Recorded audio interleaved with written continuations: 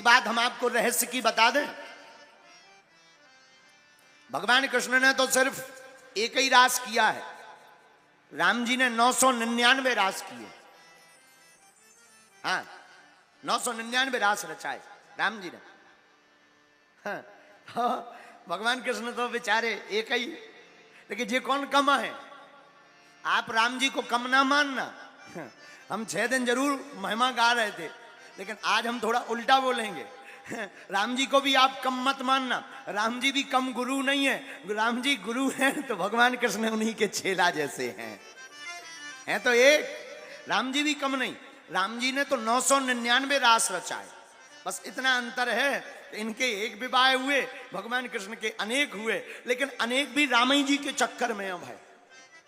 हाँ हाँ, ये जितने अनेक विवाह 16,108 भगवान कृष्ण के भाई हैं, ये इनकी देन नहीं, रामाई जी की देन है। हाँ, अच्छा, इसको सिद्ध कैसे करेंगे तो सुनो। तापस वेश विशेष उदासी, तापस वेश विशेष उदासी। रामचरितमानस में कई माने महाराज दशरथ से वरदान मांगा। वरदान क्या मांगा? राम जी को 14 साल वनवास के लिए भेजो, पहला वरदान दो। दूसरा वरदान, भरत को राजा बनाओ। राम जी गए, जानकी जी बोली हम भी चलेंगे, लक्ष्मण जी बोले हम भी चलेंगे, ठीक है चलो। तीनों लोग वन को जा रहे हैं, 14 साल के लिए वन को गए। अब हुआ क्या? अब देखना भगवान कृष्ण पर कैसी कृपा है राम जी की। वन में गए, चित्रकूट पहुंचे। चित्रकूट रघुनंदन आए। चित्रकूट में राम जी आए। जितने अमलात्मा विमलात्मा महात्मा थे सब राम जी के पास स्वागत करने आए। हा हा, प्रभु आए हैं, प्रभु आए हैं, वाह वाह वाह। सब महात्मा स्वागत कर रहे, प्रणाम कर रहे, जय जय कर रहे, स्तुति गा रहे, भगवान आए, भगवान आए। लेकिन 2-3 दिन तो महात्मा आए, फिर सब गायब हो गए। भगवान ने लक्ष्मण जी से पूछा, लक्ष्मण जी महात्मा कहां एब्सेंट हो गए, कहां गायब हो गए, कहां गए? लक्ष्मण जी बोले अभी देख रहे। लक्ष्मण जी गए सो जितने महात्मा थे सब पत्थर ठोक भी लगे। पत्थर, बड़ी बड़ी सिलाएं लें और कीला से पत्थर ठोकें। वापस आए लक्ष्मण जी। राम जी बोले कि क्या हुआ लक्ष्मण जी, महात्मा कहां गए? लक्ष्मण जी बोले महात्मा हैं तो वन में, लेकिन बंध में नहीं आ। बोले काहे में?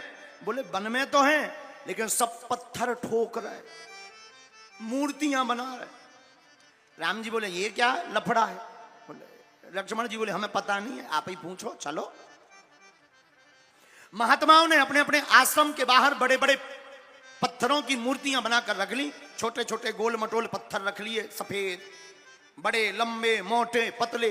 राम जी महात्माओं के पास पहुंचे, बोले महात्माओं ये पत्थरों का काम क्या है? महात्मा बोले सरकार आप ठीक आए वन में। बोले क्यों? बोले एक कृपा। बोले क्या कृपा? महात्मा बोले महाराज हमने सुनी कि आप जिस पत्थर के ऊपर अपना पैर रख देते हो वो नारी बन जाता है, लुगाई बन जा।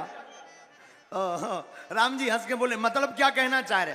बोले महाराज हमने देखो कि आपके संगे भी हैं, जानकी माता जी आपके साथ में भी हैं। हम बेचारे महात्मा जंगल में रहते हैं, अपने हाथन रोटी बनाने पड़ती है, फिर भजन करना पड़ता है, तो हम सोच रहे कि हमारी भी घरवाई आ जाए, तो कम से कम रोटी बनाने वाली तो हो जाएगी, रोटी बनाएगी, हम बढ़िया जो है भजन करेंगे। राम जी जानकी जी की तरफ देख के बोले जय हो देवी जी, न तुम बनाउती न जे बैरागी महात्मा गृहस्थी बनवे की बात सोचते। अब कोई बात नहीं, राम जी ने समझाया ऐसा नहीं है, बड़ा दुख होता है, गृहस्थ में बड़े झंझट हैं, आप ना पढ़ो। महात्मा मान गए, लेकिन पूर्णतया नहीं माने। तो लोगों का मानना है कि जानकी जी का हरण रावण ने किया, हमारा मानना है कि राम जी ने ही जानकी जी का हरण जानबूझकर कराया। जब रावण ने जानकी जी का हरण कर लिया, राम जी ने करवा दिया, तब राम जी जानकी जी के वियोग में रो रहे। एहा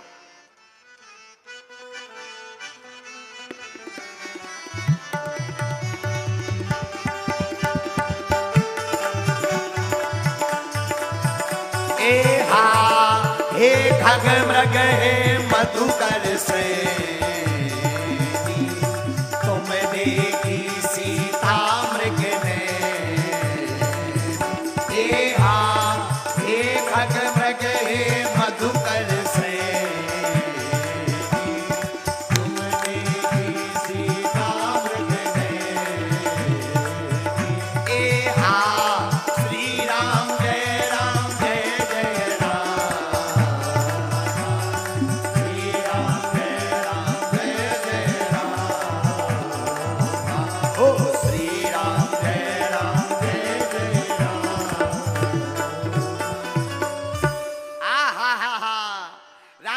जब जानकी जी का हरण करवा दिया तो राम जी रोने लगे, और जहां महात्मा दिखावे सोते ही राम जी और जोर जोर से रोवे। हे सीते, पेड़ से लिपट जाएं, जानवरों को, हिरणों को देखकर पूछें तुमने देखी जानकी जी, रोवे। महात्मा बोले भगवान की बड़ी कृपा के हम आओ ठीक नहीं ब्याह भाव। तो दूसरे महात्मा बोले मतलब, अरे बोले भगवान ने ठीक नहीं नारी बनाई, अगर नारी बनाई होती हो घर में लुगाई होती तो जैसे भगवान रो रहे अपन को और रोना पड़ता। मन में तो और राक्षस आते ही रहते, पता नहीं कौन हरण करके ले जाए। बे हैं भगवान रो रहे लुगाई के चक्कर में। जब भगवान रो रहे तो हम लोगों को तो रोना ही पड़ता। और भगवान भी बड़े अद्भुत हैं। राम जी भी महात्माओं को देख करके जहां महात्मा दिखावे, जहां महात्माओं के आश्रम हते, ऊ तरफ महाराज भगवान मुंह करके और जोर से रोवे सीते। महात्माओं को लगे हे भगवान, ऐसवा रोने पड़ा। सब महात्मा बोले प्रभु बड़ी कृपा, हमाओ ब्याह ठीक नहीं करवाओ।